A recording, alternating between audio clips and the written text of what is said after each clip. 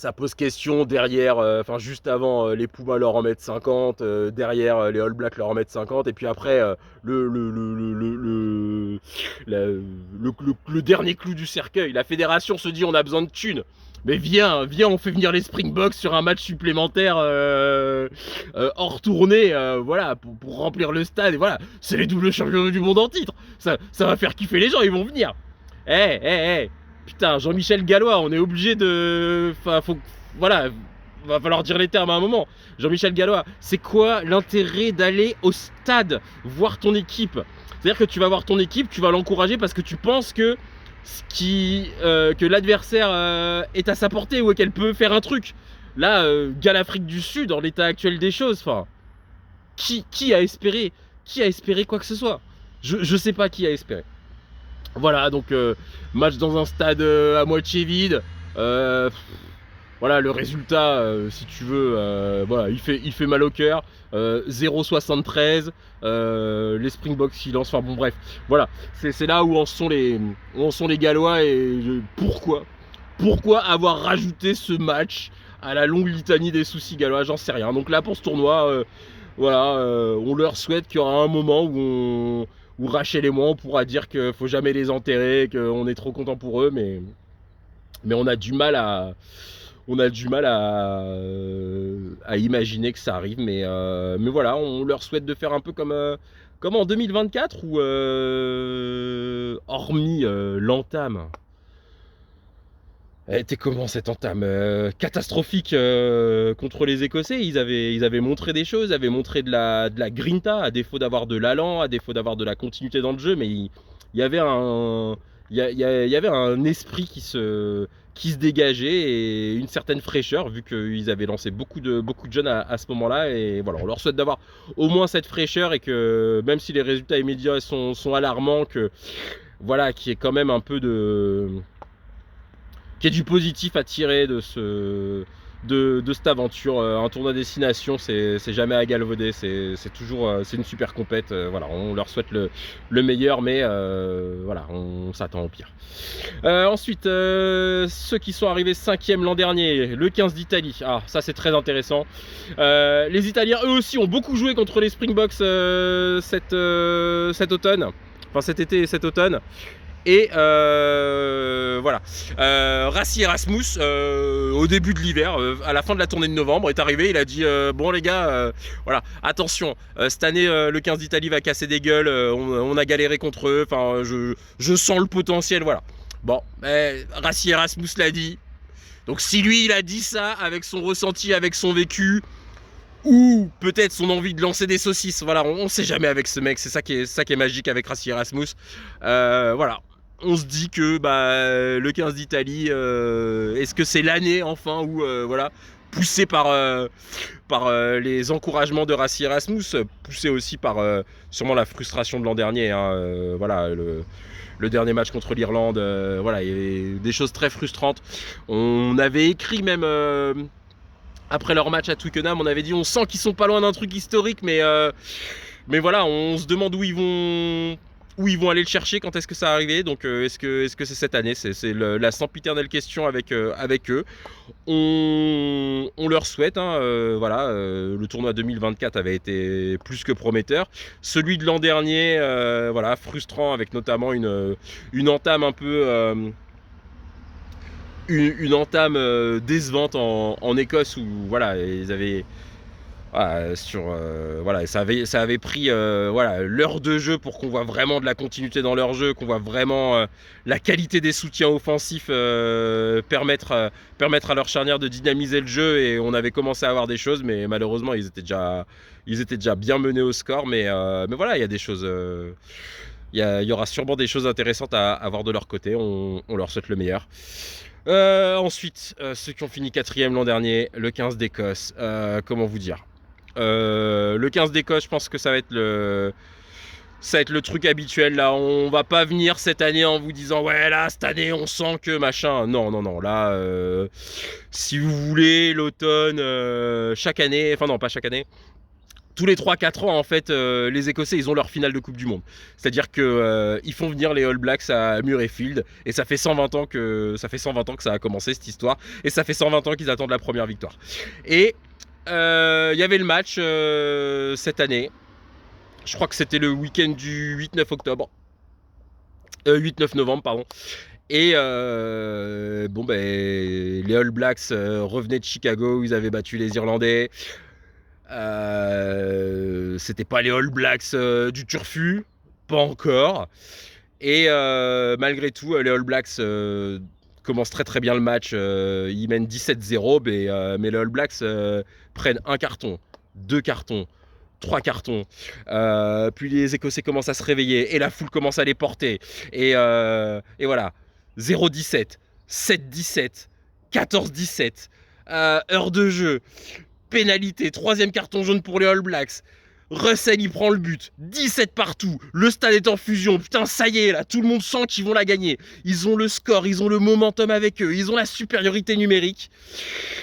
Et pendant 10 minutes, que de la merde. Je suis désolé, pardon les Écossais, mais voilà, des mauvais choix en attaque, et en face les Blacks, ils ont pas eu, mais voilà, on vous dit c'est pas les Blacks du Turfu, ils ont dit bon, ben maintenant on rate plus aucun plaquage, on fait plus aucune faute, dès qu'on peut se dégager, on dégage. D'accord, voilà, le niveau zéro du rugby où t'es dominé, tu vois.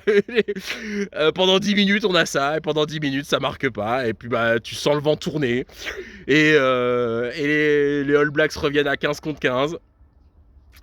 Ils obtiennent une pénalité, ils ont une possession dans le camp écossais, et il y a D-Mac en bout de ligne qui fait un truc où même là encore il y a 2 mecs qui vont lui tomber dessus. Je crois que c'est Kinghorn et Ashman qui lui tombent dessus pour le pousser en touche, mais il arrive à aplatir de façon assez acrobatique. Enfin vraiment, il s'est contorsionné, enfin c'était ouf. D'ailleurs, il s'est tellement contorsionné que derrière la transfo, quand il la tape,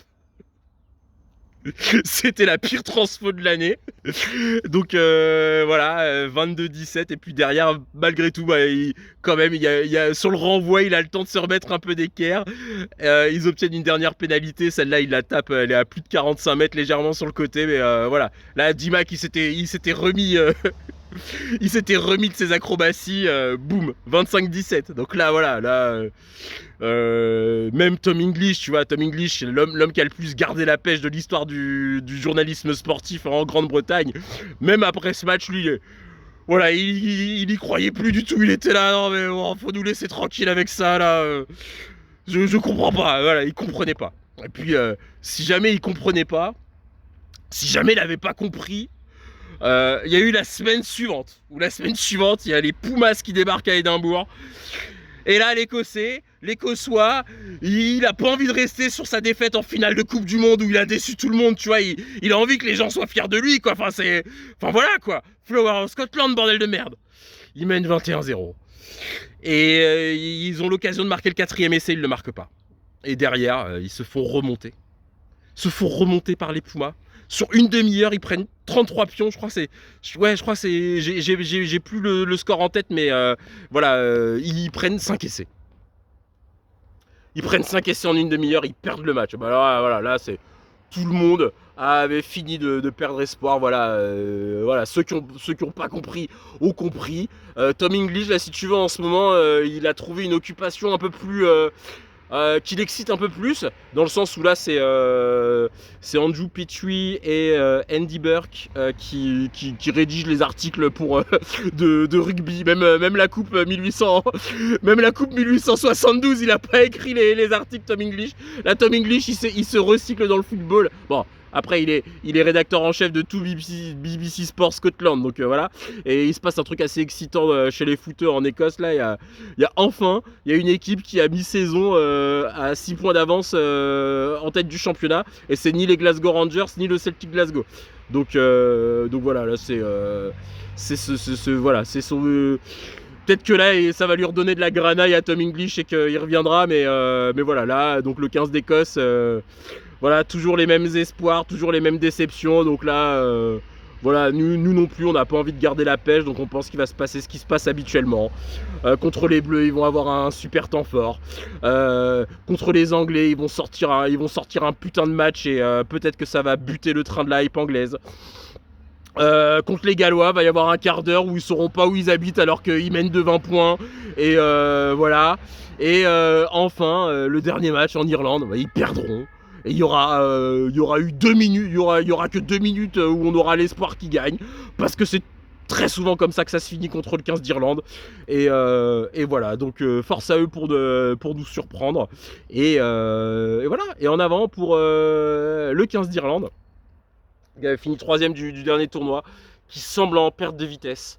Voilà, on vous rappelle Coupe du Monde 2023, quart de finale contre le All Blacks, match de l'année, bam, boum, derrière il gagne le tournoi. Il gagne le tournoi avec une défaite en Angleterre, un match et une dernière victoire qui met du temps à se dessiner contre le 15 du Chardon, même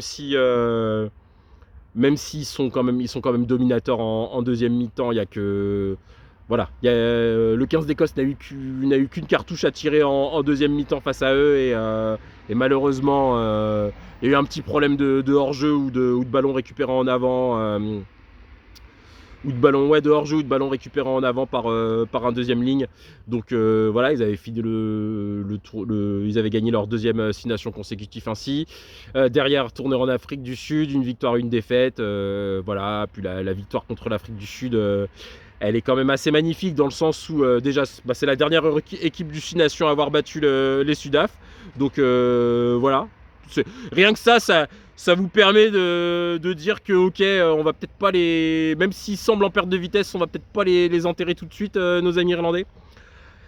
Ensuite, donc voilà, il y a ça, la tournée 2024. Ils installent Prendergast à l'ouverture. Ils gagnent 3 matchs à l'arrache. Ils perdent nettement contre. Enfin, il y a tous les matchs sont à l'arrache. Que 3 victoires avec une marque d'avance contre leurs adversaires de l'automne 2024. Une défaite de 10 points, je crois, contre les Néo-Z. 23-13, si mes souvenirs sont bons. Et voilà, derrière, ils enchaînent sur le tournoi 2025. Ils gagnent la triple couronne. Voilà. Ils gagnent la triple couronne sur leur force, mais après, derrière, contre l'impression laissée contre le 15 de France et puis derrière contre le 15 d'Italie est beaucoup moins reluisante. Donc ouais, qu'est-ce qui leur est arrivé depuis? Bon ils sont partis, il y a beaucoup de leurs joueurs cadres qui sont partis en tournée avec les Lions en Australie. Donc ils ont profité de l'été de 2 matchs contre le 15 de la Géorgie et le 15 du Portugal pour lancer plein de jeunes joueurs. Et à l'automne, en fait, voilà, visiblement c'était pas assez pour les internationaux, pour les cadres de cette cognée la tournée en Australie. On a vu dans quel état tout le monde a fini après le 3e test match, hein. Si vous n'êtes pas au courant, je vous invite à checker la vidéo qu'on avait fait là-dessus. Et donc voilà, donc les mecs sont quand même rincés d'une très longue saison, hein, le 15 d'Irlande jusqu'à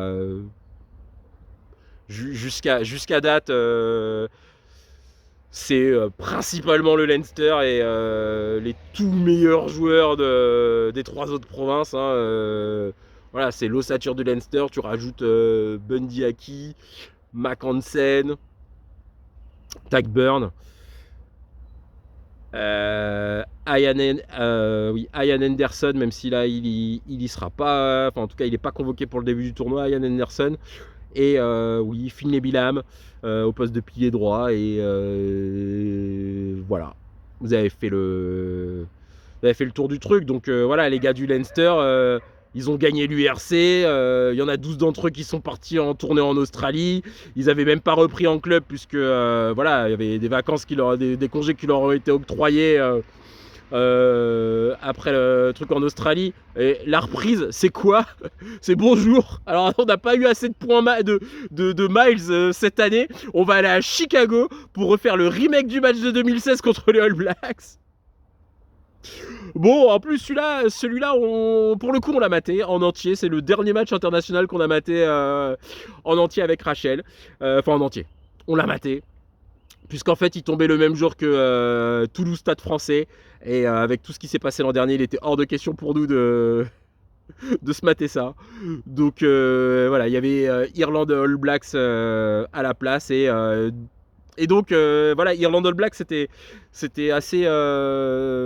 il était intéressant ce match dans le sens où par rapport à la saison que les All Blacks avaient, par rapport à ce que ce match de Chicago de 2016 représente dans leur histoire, où voilà, les Irlandais les battent, et les battent nettement, les battent en jouant demi-temps complète, voilà, pour l'orgueil néo-Z.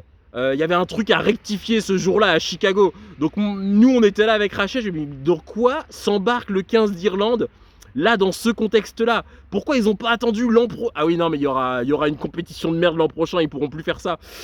Ouais, voilà.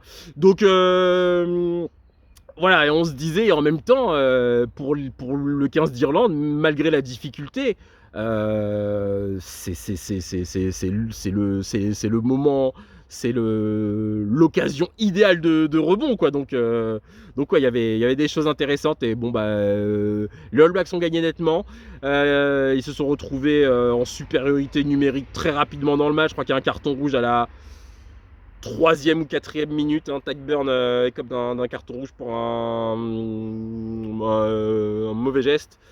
Donc là, avec la nouvelle règle des cartons jaunes, c'est 20 minutes en infériorité numérique, puis après il y a quelqu'un qui rentre. Malgré tout, voilà, ils sont menés au score, mais ils arrivent à recoller petit à petit, et puis en fait ils se prennent 20 minutes de tempête en fin de match par les All Blacks. Les All Blacks qui depuis la déroute infligée par les Springboks à Eden Park finissent très fort les matchs.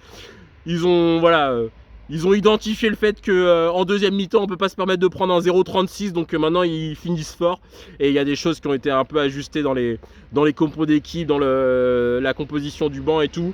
On va pas s'attarder dessus parce que malheureusement le projet des All Blacks en ce moment, bah, il est en suspens, puisqu'ils ont saqué leur entraîneur. Ils ont voilà, divergence de vues, mésentente avec les joueurs cadres entre Scott Robertson et quelques-uns de ces joueurs All Blacks. Donc ce qu'on a vu des All Blacks en 2025, voilà, on le garde dans un cadre, on le garde dans un coin de nos têtes, mais ce sera sûrement bouleversé là dans les mois qui viennent.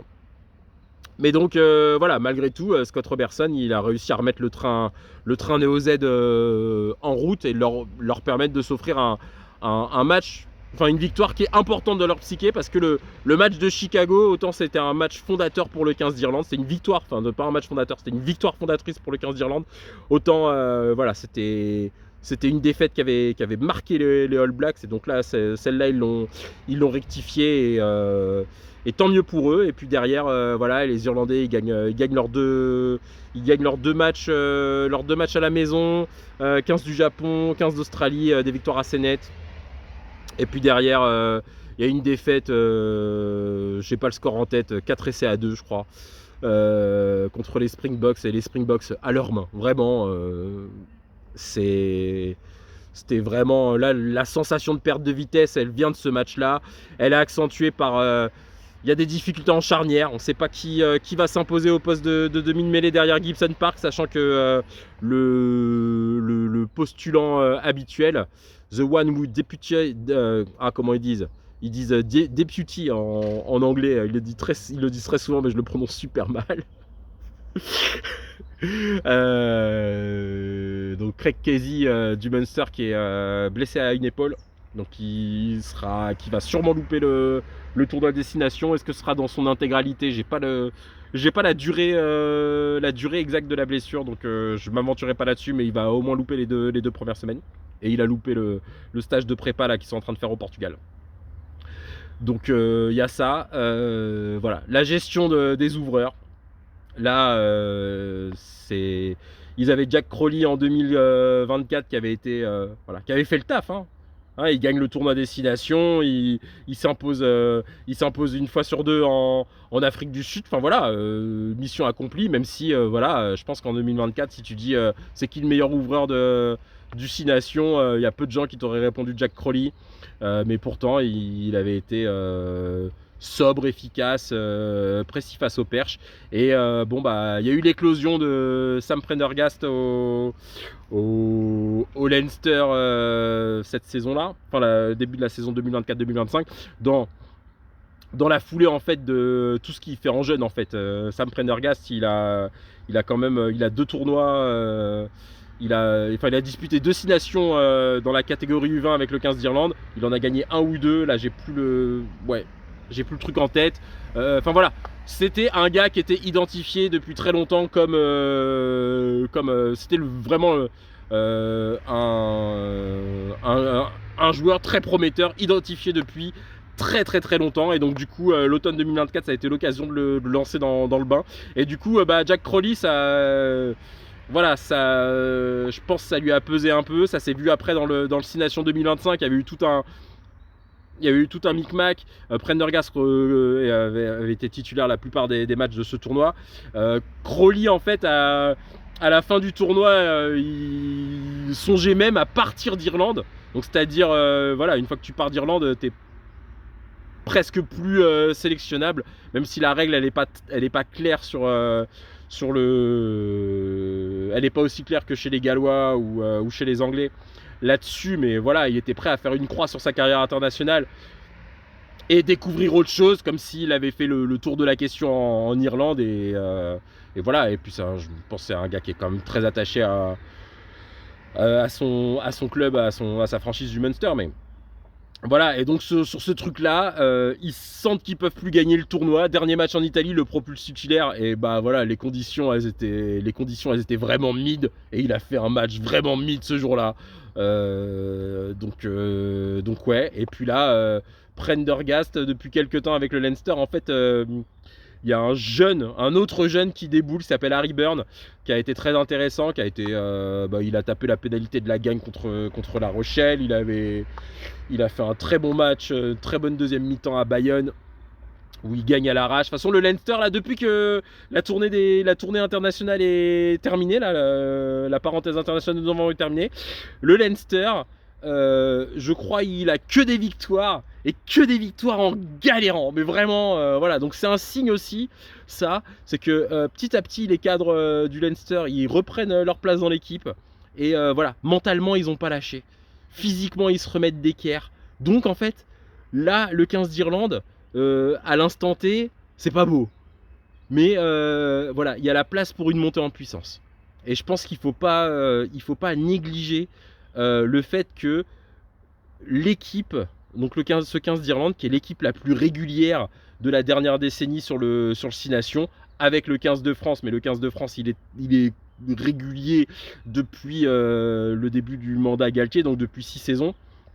Voilà, je pense qu'il faut pas sous-estimer la capacité irlandaise à revenir dans le coup. Il y a des joueurs qui vont revenir au fur et à mesure. À côté du Leinster, il y a Ulster qui est dans une forme intéressante. Munster, même s'ils sont un peu dans le creux de la vague, il y a toujours d'excellents joueurs. Chez eux. Et donc là, il y a des jeunes qui sont lancés. Edwin Edogbo, voilà, deuxième ligne du Munster. Fort comme un chêne, solide comme un roc. Lui, s'il arrive à monter au niveau du Six Nations très rapidement, il peut faire très mal, ce gars.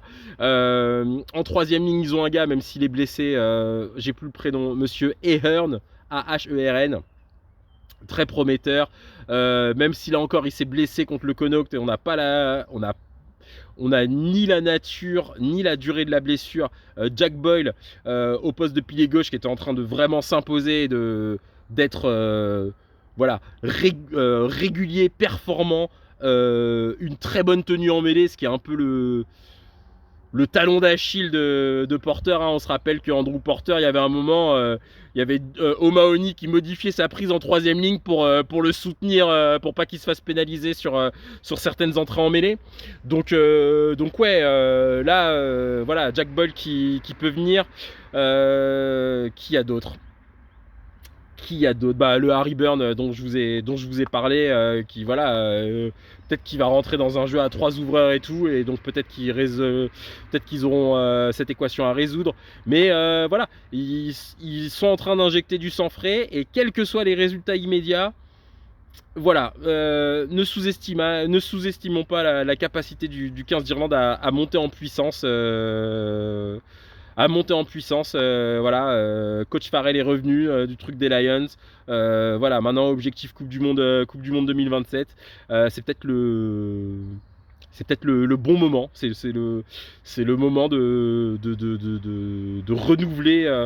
renouveler des choses. Faut pas sous-estimer aussi le fait qu'il y a eu des départs quand même marquants, hein. Cianelli, Connor Murray, Peter O'Mahony, tu les remplaces pas en un claquement de doigts, mais voilà, là la transition, ils ont du temps pour qu'elle s'opère, et voilà, la forme en club est absolument pas dégueulasse, donc voilà, on va voir. Voilà. Par contre, force à eux, parce que je pense au Stade de France, ils vont être attendus par un 15 de France bouillant. Donc voilà, force à vous, nos amis du trèfle. Ensuite, ceux qui ont terminé deuxième. Oh là, faut qu'on vous en parle. Oh, faut qu'on vous en parle. Le 15 d'Angleterre. Oh, par où on commence? Oh non, on va commencer en novembre. On va pas vous raconter la vie du 15 d'Angleterre avant, mais... Oh, déjà, premier match contre l'Australie. Il gagne. Et en fait, Joe Schmidt, cette année, il y a un thème récurrent. Dès qu'il y a un Anglais sur un terrain avec lui, à la fin, il pèse contre l'arbitrage. Il pèse même contre... Ils ont même pesté contre l'esprit anglais. Voilà, ça a été un match bien velu, hein, on va dire ça poliment, entre le 15 de la Rose et les Wallabies, et voilà, et bon bah victoire. Derrière, ils gagnent 38-18 contre les îles Fidji, et puis arrive... Ah non, là on voulait pas le mettre match de l'année, mais si... Enfin voilà, là le moment est arrivé où en fait les joueurs anglais, que ce soit par leur performance ou par la façon dont elles sont racontées par leur presse, nous ont réveillé Rachel et moi, d'accord. Rachel et moi, si vous voulez, il y a un moment, voilà, après la Coupe du Monde des filles, on a débranché, on pouvait plus regarder de rugby, voilà. On a essayé de se motiver un peu, voilà. Le Stade Français fait un bon début de saison, voilà, je me suis saucé, je regardais les résumés de match, 10 minutes. Voilà, Newcastle s'est fait racheter par Red Bull, on va creuser un peu. On a creusé 10 minutes. Que des trucs comme ça, vraiment là. On n'avait pas envie. On n'avait plus envie. On n'avait plus la flamme et tout. Voilà. Et puis là, les All Blacks déboulent. Et l'anglais gagne contre les All Blacks. Alors voilà. Donc, dans les trucs qui sont absolument mirifiques. Alors attendez, parce que là, voilà. Donc ça a été traité comme si c'était un truc exceptionnel. Voilà. Donc on va le faire. Oh, Rachel, George Forge a tapé 2 drop goals. Waouh, mais ça fait 20 ans qu'on est au courant, Georgie. C'est vrai. Ensuite, eux, contrairement aux 15 d'Irlande, ils ont pu... En fait, les gars qu'ils ont récupérés qui étaient en tournée des Lions, et ben en fait, qui n'ont pas eu de pré-saison, ils ont eu le truc où ils n'avaient pas une échéance comme un match au Soldier Field de gala, machin, où tu dois remplir un stade et t'envoies pas... t'envoies pas une équipe mixte pour ce match. Donc en fait, leurs Lions, en fait, ils sont pas revenus dans des galons de titulaires, ils sont revenus en impact player sur le banc. Sachant que pendant la tournée des Lions, le 15 d'Angleterre, qui a été un peu moins diminué, et de toute façon, oui, il a été un peu moins diminué pour 2 facteurs. Moins de joueurs, enfin autant de joueurs sélectionnés qu'en Irlande, mais il faut se rappeler que le vivier de joueurs qui est en Angleterre, les bassins de population en Angleterre sont supérieurs à ceux de l'Irlande. Donc du coup, voilà, ils n'ont pas été autant impactés, et ils sont allés avec ils sont allés en même temps que la tournée des Lions gagner 2 matchs en Argentine. Donc voilà, ils avaient une base de travail superbe, et ils ont fait... Steve Borthwick a eu l'intelligence de faire fructifier cette base de travail et de lui ajouter voilà, des super joueurs. Jenge en sortie de banc, la précision de Jamie George en touche, Henry Pollock, Tom Curry aussi est sorti du banc sur un ou deux de ses matchs. Enfin voilà, donc ils arrivent, ils construisent contre les All Blacks. Il y a quand même le point d'interrogation, est-ce qu'on sera à la hauteur de ces All Blacks qui viennent de gagner à Chicago et qui viennent de buter pour la 190e fois de leur histoire les espoirs du 15 d'Écosse. On savait pas à ce moment-là que les All Blacks, ils étaient un peu dans une espèce de tourmente et tout, parce que ils avaient la communication, il n'y avait rien qui avait fuité côté Neo Z. Donc il fallait vraiment être de l'intérieur pour savoir que ça allait pas. Et donc voilà, donc les drop goals, le banc qui rentre et qui casse tout, mais bon voilà, ça c'est des trucs, on le sait. Les gens qui suivent le rugby club et le rugby international de très haut niveau, ils savent ces choses-là sur la continuité, sur l'importance du banc et sur les stratégies de match. Même si contre une équipe qui se remettait à finir bien ses matchs comme les All Blacks l'avaient fait, c'était une belle performance. Mais voilà, puis en plus après les images. Là, c'est les images. Pollock pendant le haka là, qui se pourlèche les babines là et tout, c'était gênant. C'était gênant. Mais bon, Pollock, on a compris maintenant. Pollock, c'est un chien de buzz, tu vois. Il a toujours un truc pour les caméras, une attention, un truc, un machin. Enfin voilà, là où il nous semblait très frais, là lorsqu'il s'était checké le pouls contre le Leinster en fait, mais bon voilà, mais si à chaque fois il fait des trucs comme ça, enfin voilà, tu sens qu'il y a un côté un peu calculé qui gêne, et puis bon bah enfin qui gêne, qui me déplaît, même si le joueur est superbe. Voilà, donc ils battent les All Blacks, et donc là l'enflammade. Il commençait à y avoir des articles.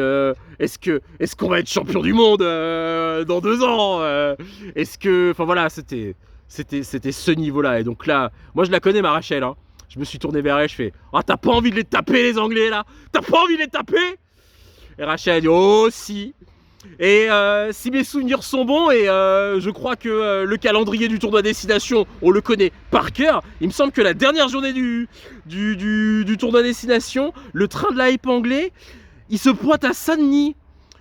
J'espère que le train de la hype, il va dérailler à Saint-Denis. J'espère qu'il va se faire démanteler, ce train de la hype.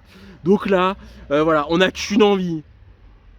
On espère que ça arrivera avant, mais même si ça arrive avant, ou même si ça arrive pas, on a envie que le 15 d'Angleterre, ils prennent une rouste au Stade de France le 14 mars.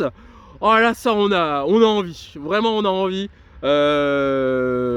Voilà, là ça nous a remis le feu. On s'est dit ok, on a un objectif, 14 mars 2026, qui se fasse défoncer, tu vois. En plus, le match de 2024, on vous l'a dit, les Anglais les Bleus leur ont fait des cadeaux, ils n'ont pas su totalement les saisir, ils perdent sur une pénalité en fin de match. Le match de 2025 où il y a beaucoup de gens qui se demandent encore comment le 15 de France a perdu 26-25 et n'a pas gagné 40-17 ou 40-19. Voilà, donc même si les joueurs ne le diront pas forcément, c'est Fabien Galtier en face. Fabien Galtier, c'est un putain de rageux. Voilà, vous prenez Georgie et Rachel réunis, vous mettez ça dans un shaker, vous secouez, le niveau de rage il est élevé. Ouais, Galtier, ça au petit-déj, il s'en fait 10, donc voilà. Donc là, je peux te dire que ce match, je suis sûr qu'il est coché par l'encadrement du 15 de France. Et là, on a hâte, même si, voilà, c'est les Anglais qu'on aime. C'est les Anglais qu'on aime avoir envie de taper, parce que, voilà, malgré tout ce qu'on vous a dit, malgré toute l'exagération qu'il y a sur cette hype, bah... peut-être qu'ils vont pas se faire démanteler le 14 mars 2026. Mais ça, c'est une autre histoire. Ils ont tout un tournoi à construire. Ils commencent par la réception des Gallois. Ils enchaînent par un voyage à Murrayfield pour la Calcutta Cup. Ensuite, troisième semaine de compétition, ils reçoivent les Irlandais à Twickenham. Week-end de relâche. Match à Rome contre le 15 d'Italie, où d'ailleurs Orlando et moi seront présents. Puisqu'on a l'occasion la date tombe bien, on a l'occasion de s'échapper un week-end à Rome, donc on va aller se faire ça. Et puis derrière, le 14 mars 2026, le match au Stade de France, le bouquet final. Voilà.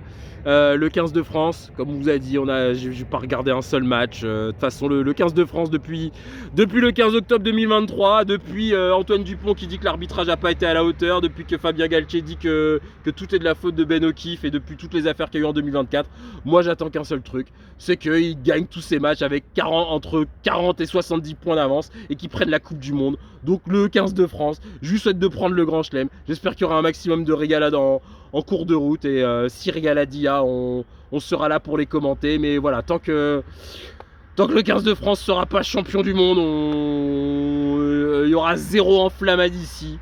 Mais néanmoins, cette équipe est forte. Galtier fait des moves. Il y a un vivier de joueurs incroyable. Il y a, voilà. Même si c'est à double tranchant, quand même Galtier et son staff peuvent s'octroyer le luxe de ne pas débuter le tournoi avec des joueurs de la classe et de l'expérience au plus haut niveau comme Ficou, Aldrit ou Penaud. Donc ça en dit long sur le potentiel de cette équipe. Voilà, cette équipe, on connaît ses forces, à elle de les cultiver. On connaît sûrement aussi ses quelques faiblesses, à elle de les cultiver. Elle n'a pas eu la chance qu'ont eu les autres équipes, voilà, du fait du calendrier du top 14. Le championnat est beaucoup plus long que chez les autres. Donc du coup, entre le tournoi destination, la tournée de juillet, la tournée de novembre, il n'y a jamais vraiment de continuité et tout. Donc la défaite contre les Springboks, donc déjà de 1, on n'a pas vu le match. De 2, on ne peut pas vraiment en tirer de grosses conclusions. Faudrait pouvoir le faire sur la base d'une continuité, dans la sélection et dans les effectifs. On n'a pas ce truc là, donc voilà, la défaite contre les Springboks, pour moi elle est pas anecdotique. Je vais pas dire qu'elle est anecdotique, mais voilà, elle est pas révélatrice. Donc voilà, force à vous les Bleus. Voilà, prenez un grand chelem, 40 à 70 points d'avance à chaque match et voilà, et on saluera la perf et et on espère que ça les lancera jusqu'à la Coupe du Monde 2027. Petit mot sur la Coupe du Monde 2027. Là, tel qu'on voit l'histoire de la Coupe du Monde, l'histoire du 15 de France dans la Coupe du Monde. Comment la Coupe du Monde s'était passée en Australie en 2003. Voilà, tout est fait pour que les étoiles s'alignent dans 2 ans. C'est le groupe typique d'une phase de poule où si les Bleus ratent quoi que ce soit, tout le monde leur tombera dessus. Et donc du coup, pour la phase finale, ça pourra créer l'esprit de revanche, de trucs, de machin. Là, on commence à dire le chemin dégagé vers les demi-finales, machin et tout. Donc effectivement, donc après, ça veut dire qu'en demi-finale, s'il faut s'énerver, tout le monde aura envie de s'énerver. Enfin voilà, il y a plein de petits trucs dans le tirage au sort de la Coupe du Monde qui a eu lieu au mois de décembre, 2025. Beaucoup de choses qui incitent à penser, même si voilà, le rugby c'est long, c'est incertain, il peut se passer beaucoup de choses en 2 ans, que voilà, il y a un truc à saisir. Et voilà, si on a pourri Ben O'Keefe, si on a dit que les Springboks étaient des voyous et qu'il y avait en avant que le grattage de Quagga Smith il était pas legit, que Colby nous a volé les 2 points de la transfo, que si, que ça, voilà. L'occasion elle est là, c'est à l'autre bout du monde, c'est en Australie. Si les Lions sont allés gagner là-bas, voilà, au bleu d'aller le faire. Voilà, nous on est bloqué dans cette optique-là et on restera sur ce mode-là jusqu'à l'automne 2027. Voilà, bon début de tournoi à toutes et à tous. On reviendra d'ici la fin du tournoi, donc la fin du tournoi masculin. On remettra en ligne certaines des meilleures vidéos des tournois 2021, 2022, 2023 qu'on avait passé en privé. On retravaillera les descriptions, on fera des titres un peu plus putaclic, mais voilà, c'est juste on ravivera pour les tout premiers abonnés la nostalgie des premières vidéos. Donc voilà, restez connectés. Enfin, de toute façon, si vous avez activé la cloche, vous aurez les notifs. On postera sur Facebook à chaque fois qu'on remettra une vidéo en ligne. Et, et voilà, donc si cette vidéo est en ligne, c'est que la flamme pour le rugby est revenue. Dans les mois qui viennent, dans les semaines et les mois qui viennent, on va beaucoup bouger pour aller suivre du rugby, donc on tiendra au courant, on mettra des photos et tout. On vient de leak le fait qu'on sera à Italie-Angleterre avec Orlando. Il y a d'autres matchs où on sera, que ce soit moi et Orlando, Rachel et moi, les trois ensemble, même Orlando séparément. Il y a des petits trucs sympas qui sont programmés, mais ça on espère que ça fera un maximum d'images pour alimenter le compte Insta et voilà, vous envoyer un peu de rêve. Donc bon début de tournoi à tous, des gros bisous. Des gros bisous et merci de nous suivre. Je sais pas comment conclure cette vidéo, je pensais que ça... voilà, mais au moins ces 3 quarts d'heure, vous les retrouverez pas dans le bilan et peut-être que le bilan il fera 3 quarts d'heure et pas 3 heures. Allez, ciao ciao.